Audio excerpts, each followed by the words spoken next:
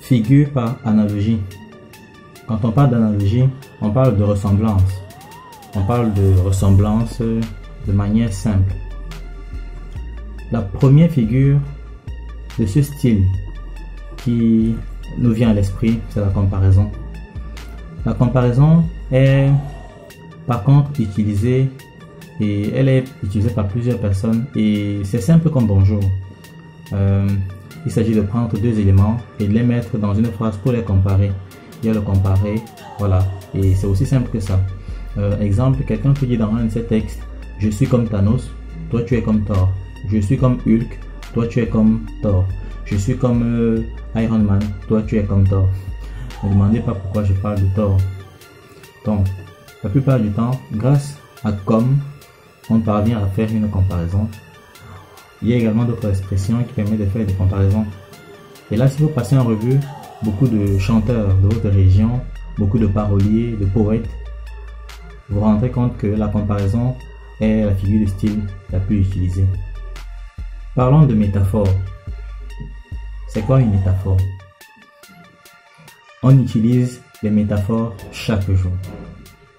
C'est une comparaison qui n'utilise pas d'outils comparatifs tels que comme, aussi bien, tels que. On peut avoir des métaphores qui vont s'étirer sur plus d'une phrase. Alors je répète, une métaphore est une comparaison qui n'utilise pas d'outils comparatifs. Prenons un exemple. Ma puce, ce que tu me dis là me fend le cœur. Est-ce qu'un cœur peut être fendu? Si, mais enfin, dans le cas d'espèce, il s'agit bien d'une métaphore. On compare le cœur à un fruit ou à quelque chose capable qu'on peut ouvrir. Et l'action menée par la personne, dans cette phrase, ma puce, crée de la douleur, fend le cœur. Une autre phrase métaphorique, c'est j'ai pleuré des torrents.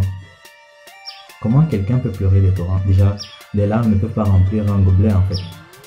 J'ai pleuré des torrents. Même si la personne n'a pas coulé une larme, cette phrase veut dire que ce qui a été fait m'a causé beaucoup de chagrin.